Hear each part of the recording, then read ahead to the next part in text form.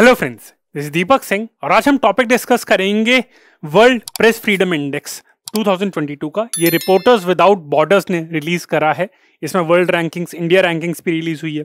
दूसरा, रिसेंटली अभी मई के महीने में आपका मई 3 को आपका वर्ल्ड प्रेस फ्रीडम डे भी ऑब्जर्व करा गया है। साथ में यूनेस्को एक आपका प्राइज भी आपका अवार्ड करता है इस ओकेजन पे। तो ये 3 डेवलपमेंट्स है, वर्ल्ड प्रेस फ्रीडम डे है, फिर प्रेस फ्रीडम इंडेक्स है और तीसरा आपका यूनेस्को का जो प्राइस है। तो फ्रेंड्स, इस टॉपिक को हम कवर करेंगे इन अ 3C approach, that is comprehensive, concise and contemporary. ये तीनों टॉपिक्स मैं आपको बताऊंगा, इनके साथ जो भी डायमेंशंस है कि इस इंडेक्स में क्या कंपोनेंट्स हैं, क्या है इसमें रैंकिंग क्या आई है, तो ये सारे मैं डिस्कस करूंगा इन अ 3C approach. So friends, I am Deepak Singh and let's discuss the topic of press freedom. आपको पता है मीडिया आपका डेमोक्रेसी का 4th पिलर कहा जाता है। सो इस कंटेक्स्ट में ये टॉपिक बहुत इंपॉर्टेंट है, प्रीलिम्स और मेंस दोनों के लिए। प्रीलिम्स के लिए इस पे डायरेक्ट क्वेश्चन आ सकता है क्योंकि रिपोर्ट्स के ऊपर क्वेश्चन आ जाता है, कभी का रैंकिंग के कंटेक्स्ट में उसकी मेथोडोलॉजी पे भी क्वेश्चन आया हुआ है, या फिर सिंपल फॉर्म में आ सकता है कि ये इंडेक्स कौन सी ऑर्गेनाइजेशन रिलीज करती है या फिर ये अवार्ड आपका कौन सी ऑर्गेनाइजेशन आपका देती है। तो उस कंटेक्स्ट में let's discuss the topic of world press freedom index 2022। तो अगर हम देखें फ्रीडम ऑफ द प्रेस, अगर रिपोर्टर्स विदाउट बॉर्डर्स की अगर रैंकिंग के अकॉर्डिंग देखें तो यहां पे दिखाया गया है कि कौन सी कंट्रीज ने गुड परफॉर्म करा है, कौन सी कंट्रीज ने सैटिस्फैक्टरी परफॉर्म करा है, किसने बैड परफॉर्म करा है।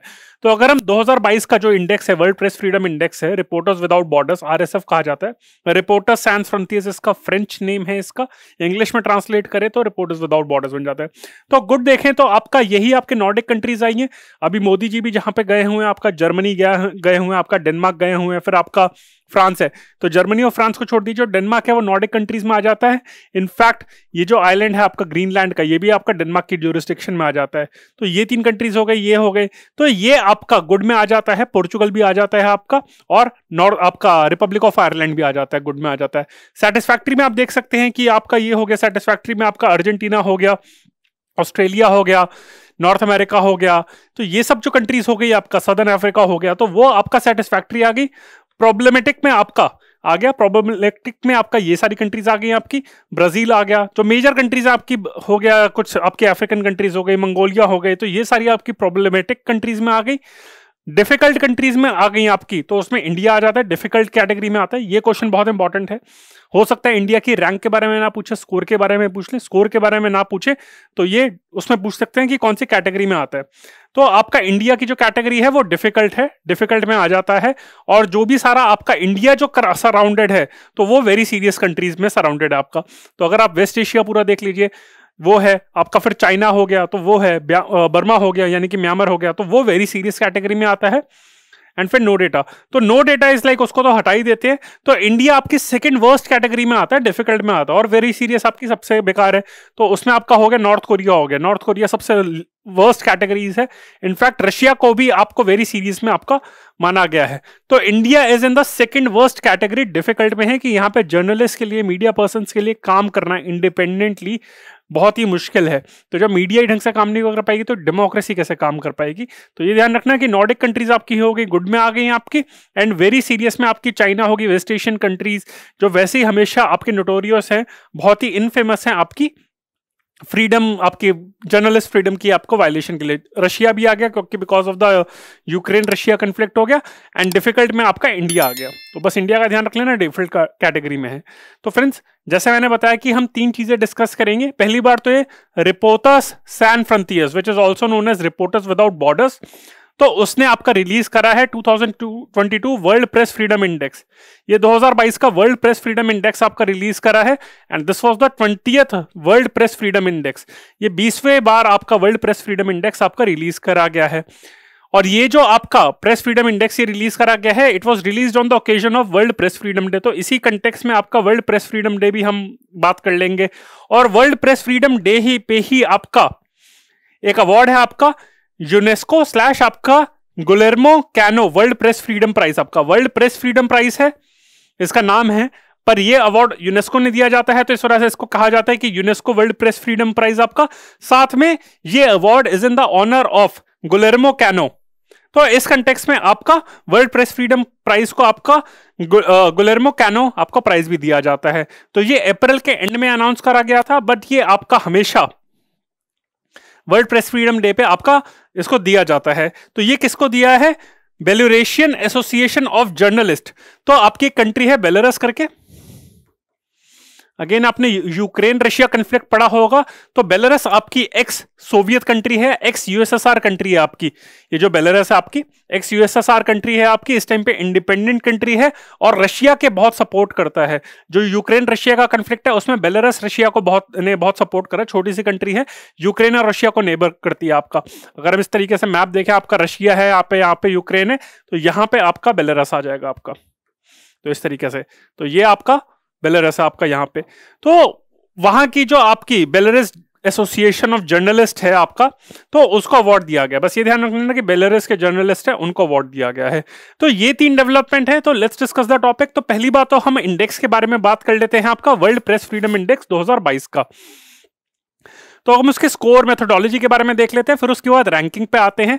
तो index rankings are based on a score ranging from 0 to 100 that is assigned to each country or territory, with 0 being the best possible score, the highest possible level of press freedom, and 0 the worst आपका। तो India का जो score है वो 41 है, इसी वजह से इंडिया की जो रैंकिंग है बहुत ही पीछे है। जो बेस्ट स्कोर है, हाईएस्ट स्कोर है वो 100 होता है आपका, वर्स्ट स्कोर आपका 0 होता है। The score is calculated on the basis of 2 components. तो इसकी जो मेथोडोलॉजी है उसके 2 कंपोनेंट्स होते हैं, एक होता है क्वांटिटेटिव और दूसरा होता है qualitative. Quantitative tally of abuses against journalist in connection with their work and against media outlets आपका। तो अगेन एक क्वांटिटेटिव बेस में आपका क्वांटिटेटिव आपका एनालिसिस होता है कि चलो कितने अब्यूज हुए जर्नलिस्ट के अगेंस्ट में, कितने मीडिया आउटलेट यानी कि कितने जर्नलिस्ट की डेथ हुई है, कितने मीडिया आउटलेट्स के ऊपर वहां पे अटैक्स हुए हैं, उनके ऑर्गेनाइजेशन पे या फिर पर्सनली हुआ है, कितनी सेंसरशिप हुई है। तो again tally of abuses against generally in connection with their work and against media outlets, तो उसका काउंट करा जाता है। तो ये क्वांटिटेटिव हो जाता है। ओके, दूसरा होता है क्वालिटेटिव यानी कि सब्जेक्टिव। वो होता है आपका ऑब्जेक्टिव होता है कि उसमें तो नंबर्स पे आ जाते हैं कि कितने जर्नलिस्ट की डेथ हुई है, उसके बेसिस पे होता है।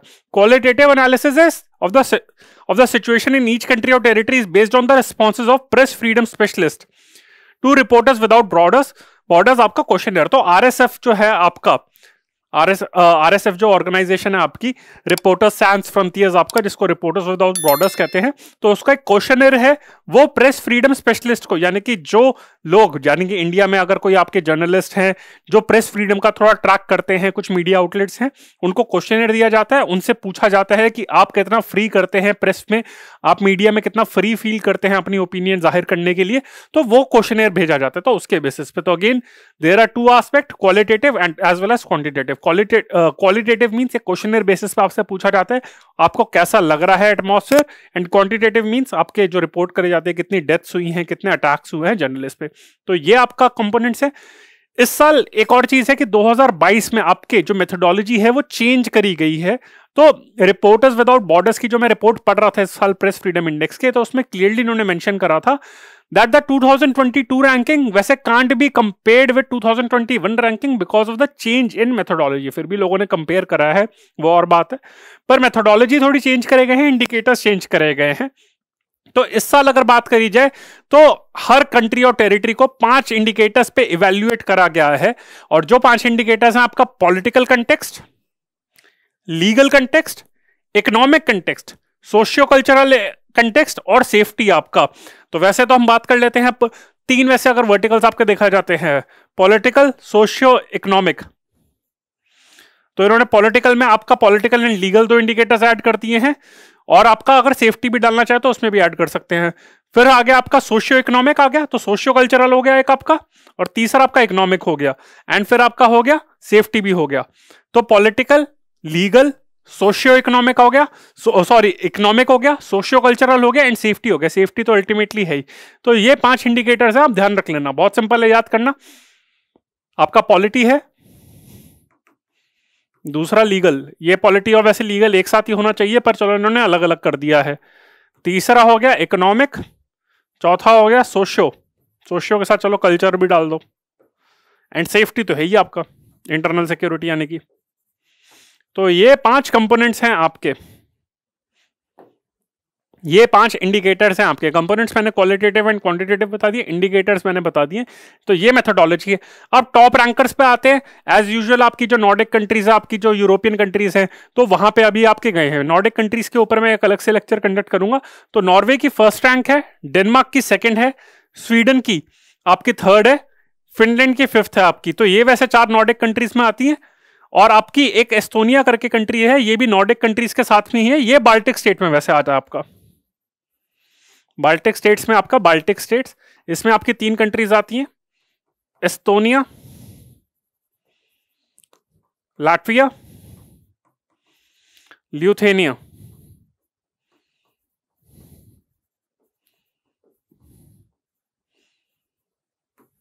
तो ये आपकी 3 कंट्रीज आती हैं, एस्टोनिया, लातविया एंड लिथुआनिया आपका आता है। तो नॉर्वे फर्स्ट हो गया, डेनमार्क सेकंड हो गया, स्वीडन थर्ड हो गया, फिनलैंड फिफ्थ हो गया, एस्टोनिया फोर्थ हो गया। तो 4 नॉर्डिक कंट्रीज एंड इसी के साथ जो बाल्टिक स्टेट्स भी हैं उसमें से एस्टोनिया है वो फोर्थ पे है। एस्टोनिया भी वैसे एक्स यूएसएसआर कंट्री है, पर अगेन उसकी रैंकिंग बहुत अच्छी है, ये अपने आप को अलग ही कंसिडर करते हैं आपके। तो ये टॉप रैंकर्स हो गए। अब हम आते हैं वर्स्ट परफॉर्मेंस पे कि नीचे से किसने टॉप करा है। तो नॉर्थ कोरिया एज यूजुअल आपका हमेशा it remained at the bottom of the list of 180 countries. तो अगर वैसे 200 कंट्रीज 190 भी कंट्रीज करते हैं उसमें नॉर्थ कोरिया को करते, क्योंकि नॉर्थ कोरिया के में किसी को आइडिया ही नहीं है कि क्या चल रहा है वहां पे। जर्नलिस्ट पे बहुत ज्यादा कर्ब्स लगाए जाते हैं। तो north Korea remained at the bottom of the list of 180 countries, यानी कि 180 पे आपका नॉर्थ कोरिया को रैंक करा गया है। अगर हम बात करें नीचे से आपका, तो म्यांमार को 176 रैंक आपका मिली है। और वो इस वजह से है क्योंकि वैसे म्यांमार में फिर भी थोड़ा सा सिचुएशन इंप्रूव हो रही थी, डेमोक्रेसी आ रही थी, पर 2021 में आपका एक मिलिट्री कूप हुआ था जिसमें वहां की लीडर है ऑंग सान सू ची आपका। तो उनको वहां पे भी आपको बंदी बना लिया गया था, उनके अगेंस्ट भी चल रहा है। तो म्यांमार आपका 176 है आपका। देन चाइना एंड तुर्कमेनिस्तान आपका 177 था आपका। चाइना हो गया, तुर्कमेनिस्तान आपकी एक सेंट्रल एशियन कंट्री हो गई, ईरान हो गया 178 हो गया, एरिट्रिया आपकी अफ्रीकन कंट्री हो गई आपका 179 हो गया, नॉर्थ कोरिया 180 हो गया। तो ये सब एक ही थाली के चट्टे बट्टे हैं। कुछ और वेस्ट एशियन कंट्रीज है, वो भी मैंने आपको इंडिकेटर, आपको मैप दिखाया था, तो वो भी बहुत ही पैथेटिकली पुअर रैंक्ड है, आपकी वेरी सीरियस सिचुएशंस है। तो ये आपका हो गया Myanmar, China, Turkmenistan, Iran, Eritrea and North Korea. तो ये आपकी कंट्रीज है आपकी। I think Afghanistan probably falls in the no data category, और लेट्स सी अफगानिस्तान की क्या रैंक आती है। नहीं, अफगानिस्तान में फिर भी रैंक है। इनफैक्ट आप देख सकते हैं कि अफगानिस्तान की आपकी रैंक है आपकी 156 है आपकी। तो अगर हम देखें कि वर्ल्ड प्रेस फ्रीडम इंडेक्स के अकॉर्डिंग की सबसे ज्यादा टॉप फॉलोअर्स कौन से हैं, मतलब किसकी रैंक सबसे ज्यादा आपका बेकार हुआ है, कितनी घटिया आपकी रैंक हुई है, तो यानी कि आपकी अफगानिस्तान की रैंक 156 है आपकी, और डिक्लाइन ऑफ 34 आपका। तो अफगानिस्तान में थोड़े बहुत प्रेस फ्रीडम दी जा रही थी, पर अब जो डिक्लाइन होके 156 है। तो आप देख सकते हैं कि अफगानिस्तान नॉर्थ कोरिया से भी मतलब बेटर है आपका, नॉर्थ कोरिया इतना बेकार है। सबसे ज्यादा तो डिक्लाइन आया है अगर आप देखना चाहे, वैसे इस डेटा का सिर्फ यही है कि सबसे ज्यादा डिक्लाइन आया वो आया हांगकांग में 68 का डिक्लाइन आया। एंड अगेन इसका आप पॉलिटिकल कंटेक्स्ट अगर आप देखें तो चाइना आपका हांगकांग में काफी इंटरफेरेंस कर रहा है। आपका जो होता है कि 1 नेशन 2 स्टेट वाला सिस्टम होता है आपका, 1 नेशन 2 सिस्टम वाला, तो उसके अंदर ये था कि हांगकांग होगा और आपका एक और रीजन है आपका मकाऊ, तो उनको स्पेशल एडमिनिस्ट्रेटिव रीजन्स आपको डिक्लेयर करा जाता है, आपका SAR दिया जाता है। सो इस कंटेक्स्ट में आपका हांगकांग और आपका जो मकाऊ है स्पेशल एडमिनिस्ट्रेटिव रीजन्स आपका डिक्लेयर करा गया है आपका। तो उस कंटेक्स्ट में वहां पे चाइना बहुत ज्यादा इंटरफेयर कर रहा है, इस वजह से हांगकांग की रैंक जो डिक्लाइन हुई है बाय 68 हुई है। और अब जाके यानी कि हांगकांग की रैंक आपकी थी 80, अब वो डिक्लाइन हुआ 68, तो जाके 148 बना है। तो आप देख सकते हैं कि चाइना की इंटरफेरेंस है, उन्होंने कहा कि हम तो डूबेंगे सनम, तुमको भी लेके डूबेंगे। तो हांगकांग की भी आपकी डिक्लाइन हो गई है। तो Afghanistan, Myanmar, Greece, Palestine, Cyprus, Nicaragua, आपका मेडागास्कर, फिजी, कुवैत, बोत्सवाना, ये सब में सबसे ज्यादा डिक्लाइन हुआ है। अफगानिस्तान में भी हुआ है। Afghanistan is rank at 156। So don't get confused. आप ये ध्यान रखना कि वर्स्ट ऑफ इंडर्स में आपका यहाँ पे आपका नॉर्थ कोरिया है, अफगानिस्तान नहीं है। म्यांमार आपका 176 है, Hong Kong at 148 with a decline of 68। तो सबसे वर्स्ट डिक्लाइन आपका तालिबान के चक्कर में नहीं हो कि तालिबान अफगानिस्तान में आ गया तो इस वजह से डिक्लाइन हुआ है, हांगकांग में सबसे ज्यादा डिक्लाइन हुआ है। अब हम बात करते हैं इंडिया की। तो इंडिया की 8 रैंक आपकी डिक्लाइन हुआ है। इंडिया की जो है, India fell from 8 places from 142 to 150 in the 2022 world press freedom index of 180 countries. तो 180 में से आपका 180 पे आपका आया है, यानी कि 5-6 आपका देखा इस टाइम पे, अगर रेशियो पे देखें आपका, तो ये आपका रैंकिंग है आपकी, बहुत ही बुरी रैंकिंग है आपकी, तो डिक्लाइन और ज्यादा हुआ है आपका 8 रैंक्स का। अगेन ऑल्दो आपका प्रेस फ्रीडम इंडेक्स वालों ने क्लियरली कहा है कि इसको डिक्लाइन नहीं मानना चाहिए, या फिर हर कंट्री के कंटेक्स्ट में, not in the context of India वैसे, क्योंकि मेथोडोलॉजी चेंज हुई है, पर स्टिल अगर ऑब्जेक्टिवली देखें तो 142 से 150 आया है। India position has been consistently following in the index since 2016 when it was ranked 113।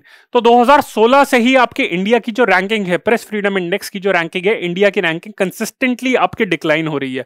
तो इंडिया आपका जो है वहां पे डिफिकल्ट सिचुएशन के अंदर है। अगर इंडिया के बारे में हम देखें तो first of all rank is 150, score is 41 and category is difficult. उस डिफिकल्ट के बाद आपका वेरी सीरियस आता है आपका।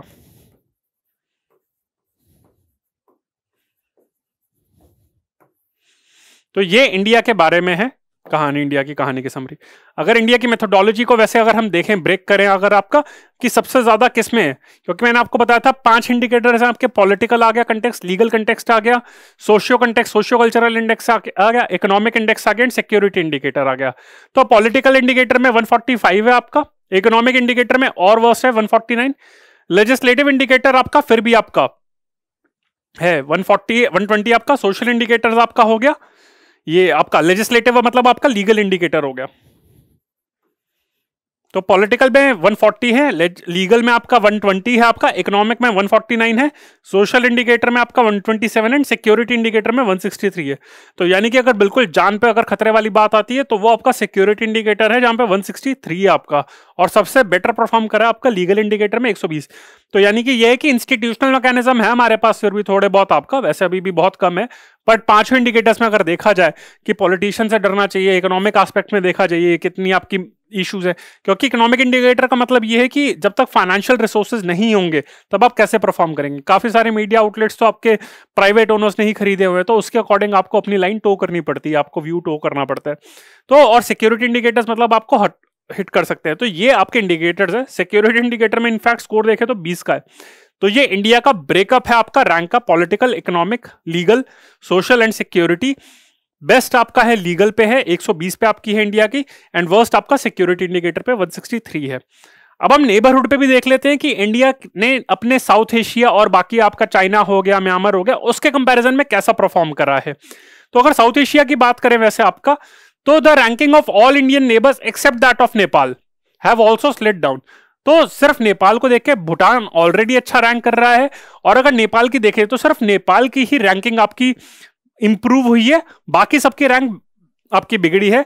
सो जिसकी वजह से Pakistan is now placed at 157th, Sri Lanka at 146, Bangladesh at 162, Myanmar at 176। Nepal has climbed up by 30 points in the global ranking at 76। तो नेपाल की रैंक 106 थी, उससे 76 हो गया आपका। श्रीलंका भी आपका इंडिया से बेटर परफॉर्म कर रहा है। पाकिस्तान हम उसमें खुश हो जाते हैं कि पाकिस्तान से चलो हम बेटर है, 157 है, बांग्लादेश की 162 आपकी। तो अगर हम देखें आपके इंडिया के नेबर्स के कंपैरिजन में अगर आप देखें तो चाहे साउथ एशियन है आपका, साउथ ईस्ट एशियन है आपका, या फिर ईस्ट एशियन में अगर हम देखें तो इंडिया की रैंकिंग देखें, पहले 2021 की और रैंकिंग थी, अब उसकी है। तो भूटान ने भी बहुत अच्छा रैंक करा है, सिर्फ नेपाल ने ही नहीं बल्कि भूटान ने भी अपनी रैंक इंप्रूव करी है। भूटान तो 33rd नंबर पे है, एक्सेप्शनली वेल उसने परफॉर्म करा है। नेपाल 76 पे है, श्रीलंका 146 पे है, India 150, Afghanistan 156, Pakistan 157, Bangladesh 162 and China improved till 175 आपका आई थिंक रैंक उसकी हुई है। तो आपकी ये हुई है। तो आप देख सकते हैं कि ये इसकी साल की रैंकिंग से आपकी इंडिया की जो रैंक आपकी डिक्लाइन हुई है, आपकी कितनी है आपकी। तो India false in the category of Afghanistan Pakistan, मतलब तालिबान का खतरा हो गया उसके बावजूद भी अफगानिस्तान 156 पे, इंडिया तब भी 150 पे आपका। तो अगर देखें तो नेबर्स में आपका भूटान हो गया, नेपाल हो गया एंड आपका श्रीलंका हो गया। तो ये वैसे नॉर्मली कुछ ह्यूमन डेवलपमेंट इंडिकेटर्स या कोई भी इंडिकेटर्स पे अगर इकोनॉमिक नहीं है तो उसमें इंडिया से बेटर परफॉर्म करते हैं। तो भूटान हो गया, नेपाल हो गया, श्रीलंका हो गया, इन्होंने बेटर परफॉर्म करा है आपसे। तो बस ये ध्यान रख लेना कि ये जो 3 कंट्रीज हैं इन्होंने इंडिया से बेटर परफॉर्म करा है, एंड ये जो कंट्रीज है इन्होंने वर्स्ट परफॉर्म करा है। तो अगर कभी कभार हो सकता है कि इंडिया की रैंकिंग के ऊपर क्वेश्चन ना आए, इंडिया की ब्रिक्स कंट्री में, रशिया का भी मैंने बताया, रशिया भी आपका बहुत पोरली परफॉर्म कर रहा है। तो ब्रिक्स कंट्री में क्या कंपैरिजन है, साउथ एशिया में क्या कंपैरिजन है, तो ऐसे कंपैरिजन पे क्वेश्चन आते हैं, तो ये आप याद कर लीजिएगा। ग्लोबल सिनेरियो पे अगर सब्जेक्टिव थोड़ा कमेंट है तो रिपोर्ट ने क्या है, the situation is classified as very bad. अगर हम देखें तो situation is classified as very bad in number of 28 countries in this year index. According to the report the index reveals a two fold increase in polarisation. तो 2 times polarisation आपकी हुई है according to the report, which is amplified by information chaos, क्योंकि बहुत ज्यादा information overload हो रहा है, केओस हो रहा है, सोशल मीडिया पे हर कोई अपनी कहानी व्यू दे रहा है। इंफॉर्मेशन केओस हो रहा है बिकॉज ऑफ मीडिया पोलराइजेशन, क्योंकि मीडिया भी पोलराइज है, 2-3 कैंप्स में बटी हुई है, कोई किसी के कोई राइट विंग है, एक्सट्रीम राइट है, एक एक्सट्रीम लेफ्ट है। तो इस कंटेक्स्ट में due to media polarisation fuelling divisions within countries, तो एक कंट्री में ही आपकी डिवीजन हो रही है, as well as polarisation between countries at the international level, because depending on the media, जैसे चाइनीज मीडिया बिल्कुल आपका चाइना के फेवर में करा जाएगा, नॉर्थ कोरिया हो गया, रशिया हो गया, तो वहां पे स्टेट कंट्रोल्ड मीडिया होता है, वहां तो फ्रीडम दी नहीं जाती। एंड बाकी भी जो आपकी डेमोक्रेसीज हो गए, इंडिया के बारे में भी आता हूं, तो यहाँ पे भी थोड़ा मीडिया डिवाइडेड है। तो चाहे कंट्री के बीच में हो तो वहां पे भी मीडिया डिवाइडेड है, एंड ओवरऑल भी आपका बिटवीन 2 कंट्रीज देखें तो मीडिया डिवाइडेड है। तो इसने बार बार एक ही वर्ड पे सबसे ज्यादा आपका एम्फेसिस दिया है, वो तो है polarisation due to information chaos. तो अगर इस साल का अगर आप एग्जाम लिख रहे हैं, मेंस का लिख रहे हैं आपका 2022 का, तो ये टर्म्स आप रेफर कर लेना, पोलराइजेशन बिकॉज ऑफ आपका इंफॉर्मेशन केओस। अब इंडिया के कंटेक्स्ट में बात करते हैं कि क्या इस वजह से आपकी रैंकिंग है, जो इंडिया 150 रैंक है, आपकी 41 स्कोर है, आपका डिफिकल्ट सिचुएशन में आता है आपका। तो India's ranking fell on the back of increased violence against journalist को मारा जा रहा है और आपको मतलब पीटा जा रहा है।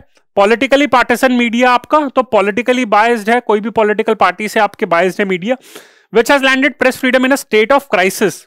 तो according to the report, India में press freedom is in the state of crisis in the world's largest democracy. तो इंडिया बार बार बोलती रहती है कि हम लार्जेस्ट डेमोक्रेसी हैं दुनिया की, उसके बावजूद इंडिया की जो है आपकी प्रेस फ्रीडम है वो क्राइसिस में। तो जब अगर 4th पिलर ऑफ डेमोक्रेसी है, अगर वही क्राइसिस में, तो डेमोक्रेसी सर्वाइव कैसे करेगी। Journalist has been incarcerated under draconian laws for आपका सेडिशन हो गया, तो सेडिशन के चार्जेस लगाए जा रहे हैं for flimsy reason, without any reason आपका सेडिशन के इतने चार्जेस लगाए जा रहे हैं। And on some occasion face threat to their lives as well as from self styled custodians of law in the social media space. तो चाहे social media हो, चाहे प्रिंट मीडिया हो, चाहे आपका डिजिटल मीडिया हो, हर जगह आपका वहां पे जर्नलिस्ट को थ्रेट दिया जा रहा है, थ्रेट दिए जा रहे हैं। और अगर प्रेस फ्रीडम नहीं रहेगी तो डेमोक्रेसी तो आपकी चलेगी नहीं। तो ये फ्रेंड्स आपकी रिपोर्ट थी प्रेस फ्रीडम इंडेक्स पर। मैंने एक ऑर्गेनाइजेशन के बारे में मेंशन करा था कि RSF, reporters sense frontieres reporters without borders, तो उसके बारे में देख लेते हैं। तो जैसे मैंने बताया, फ्रेंच नेम है आपका Reporters sense Frontières, RSF English name है Reporters without Borders. So it is a Paris based, तो फ्रांस में जो पेरिस है वहां पे बेस्ड है। ये नॉन प्रॉफिट ऑर्गेनाइजेशन है, यूनाइटेड नेशन से कोई लिंक नहीं है। So that works to document and combat attacks on journalist around the world. तो इसकी जो की पब्लिकेशन है वो है वर्ल्ड प्रेस फ्रीडम इंडेक्स, जो हम डिस्कस कर रहे हैं, predators of press freedom and press Freedom barometer. तो ये आपके जो की इंडेक्स है, वर्ल्ड प्रेस फ्रीडम इंडेक्स सबसे ज्यादा मेजर है, फिर प्रेस फ्रीडम बैरोमीटर है आपका, and predators of press freedom है। तो ये इसके की पब्लिकेशन है। तो इस पे क्वेश्चन आ सकता है कि कौन कौन से पब्लिकेशन इसका ही है, इस पे क्वेश्चन बन सकता है। So in that case correct answer is yes. तो अगेन रिपीट करूं तो इसके पब्लिकेशन कौन से 3 है, World press freedom Index, Predators of press Freedom Barometer. कहां पे बेस्ड है, पेरिस बेस्ड है आपका, फ्रांस में। और क्या स्टेटस है, it's a non profit organisation, इसका कोई लिंक नहीं है आपका, मतलब एक सिविल सोसाइटी एनजीओ में आता है आपका, यूनाइटेड नेशन से कोई लिंक नहीं है, नाम मैंने आपको बता दिया आपका। अब हम बात करते हैं वर्ल्ड प्रेस फ्रीडम डे, जिसपे ये रिपोर्ट रिलीज करी गई थी। So again this day was proclaimed bye UN general assembly in 1993 following the recommendations of आपका यूनेस्को जनरल कॉन्फ्रेंस।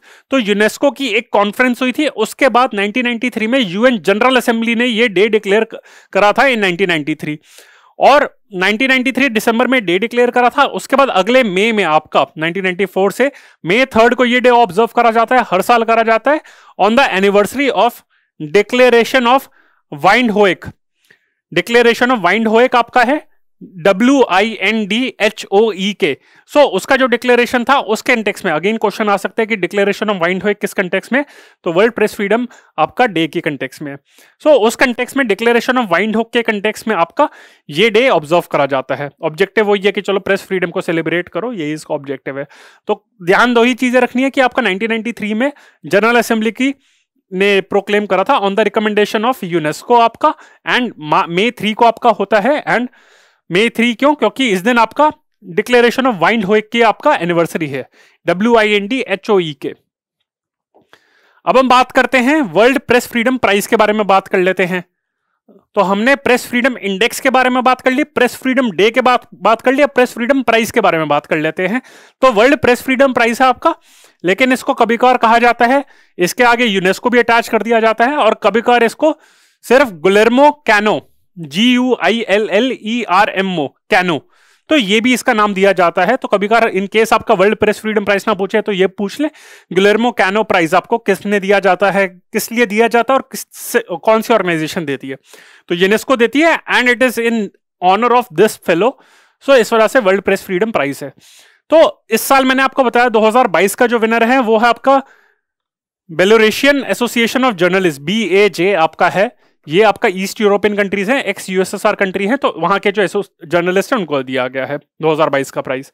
ऑब्जेक्टिव का ये है कि इट ऑनर्स अ पर्सन और इंस्टीट्यूशन, तो या तो इंडिविजुअल रिपोर्टर को या तो आपके किसी ऑर्गेनाइजेशन को दिया जाता है, सो जो आपके प्रेस फ्रीडम के लिए कंट्रीब्यूट करते हैं, specially in the face of danger. वैसे तो हर कोई चलो अपनी तरफ से सारी प्रेस कहती है कि चलो हम ऑब्जेक्टिव हैं, बट ऐसी कोई पर्सन और इंस्टीट्यूशन जो सच्चाई के लिए, specially in the face of danger, फिर भी सच्चाई के लिए लड़ता है, ऑब्जेक्टिव रिपोर्ट आपकी प्रेजेंट करता है, अपने प्रेस फ्रीडम जो इंडिपेंडेंस के हैं, फ्रीडम ऑफ प्रेस के बारे में उसके जो प्रिंसिपल है उसको अपहोल्ड करता है, specially in the face of danger threat, तो उसको ऑनर करा जाता है। कौन सी bodies involve in the prize was established on the initiative of UNESCO's executive board.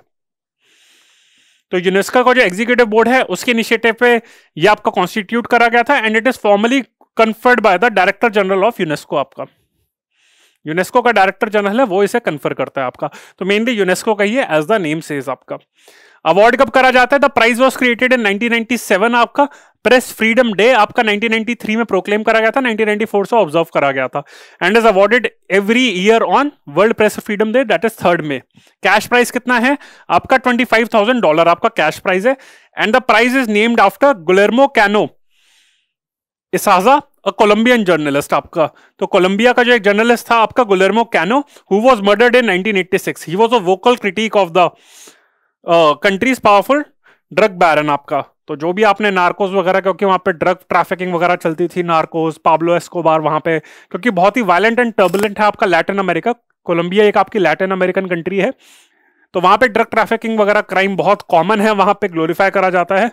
तो वहां पे एक जो जर्नलिस्ट थे गुलेर्मो कैनो इजाजा, तो उनकी डेथ हो गई थी 1986 में, तो उनको ऑनर करने के लिए आपका 1997 में प्राइज आपका कॉन्स्टिट्यूट करा गया था। तो फ्रेंड्स ये था मेरा लेक्चर आपका वर्ल्ड प्रेस फ्रीडम प्राइज पे, वर्ल्ड प्रेस फ्रीडम इंडेक्स पे, एंड वर्ल्ड प्रेस फ्रीडम आपका डे पे आपका। तो ये फ्रेंड्स मेरा लेक्चर था, ये 3 टॉपिक मैंने कवर करे थे, मैप्स, इन्फोग्राफिक्स के चक्कर को यूज करके मैंने आपको शो करा। आई होप आपको ये लेक्चर अच्छा लगा। If you like this lecture then do press the like button, share it with your friends on various social media platforms like Facebook, Instagram, Telegram and YouTube. And these are our contacts detail, info@aqbias.com and 9319058000. If you have any query then please feel free to connect with us via these social media platforms or these contact details. So friends, this is Deepak Singh on behalf of AQ Bias. Bye. Thank you.